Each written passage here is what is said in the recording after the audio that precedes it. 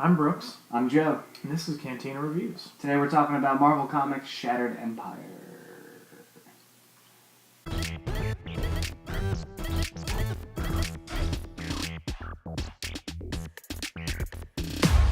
So yeah, this was, I think, one of the first things before Force Awakens that we got that was after Return of the Jedi. And immediately after. Yeah, I'm pretty sure out of all the new extended universe, once Disney took over, this is the first thing that we're seeing. Or Aftermath was. Right. Well, yeah, Aftermath. Was it Aftermath and then? I think they were around the same time. Oh, whatever. So this is one of the first stories that are filling the gaps between Return of the Jedi and Force Awakens. It doesn't distinctly spell anything out for Force Awakens, but there are a couple things in it that...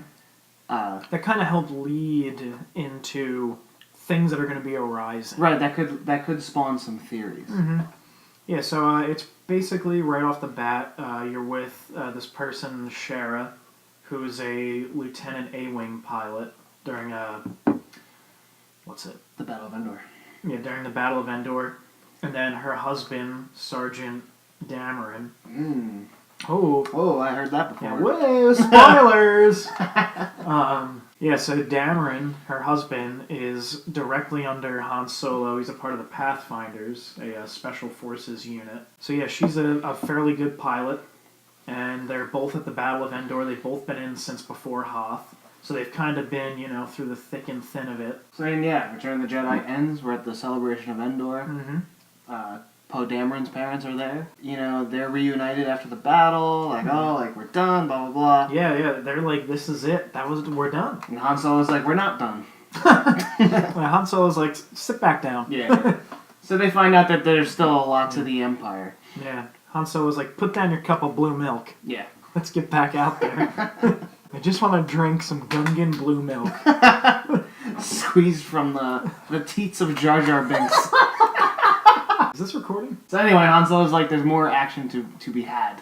Yes. There's more plot to be had.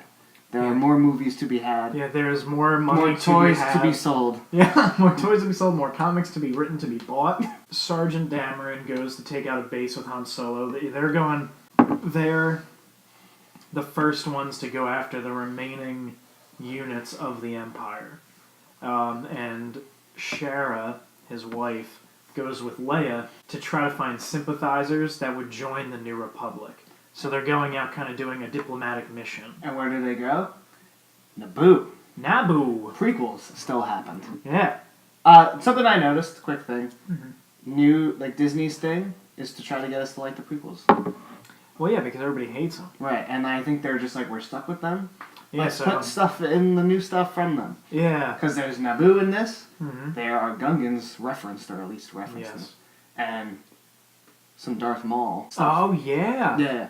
That's right. Leia, that was this one. Leia's at Naboo, and they kind of talk about, wow, this is where Palpatine is from. So weird.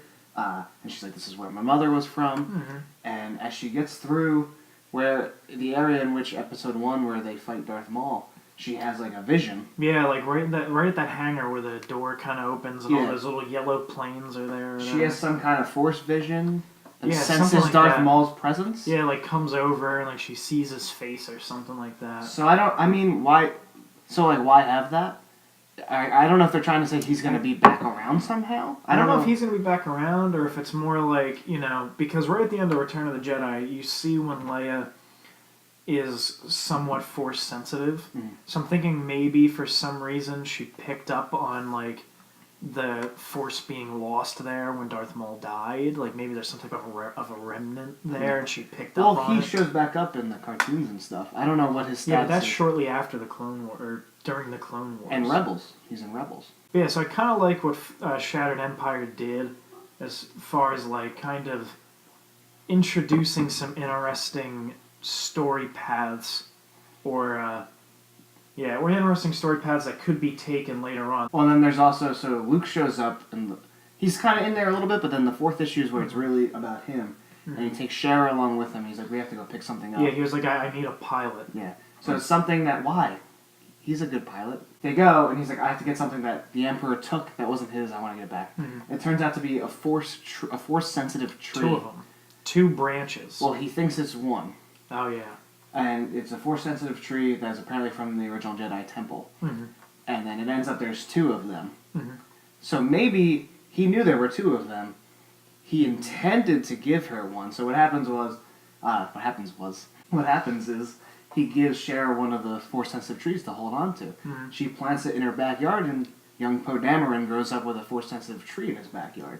Right, which would explain why he's such a good pilot. And yeah, so maybe he knew there were 2 all along, and he's trying to sprout some new Jedi already. Yeah, It's already got the gears turning. Yeah, he's already out there scouting for, his freshman class. Yeah. So once again, I'm Brooks. I'm Joe. And this has been Cantina Reviews. Yes, it has. I know.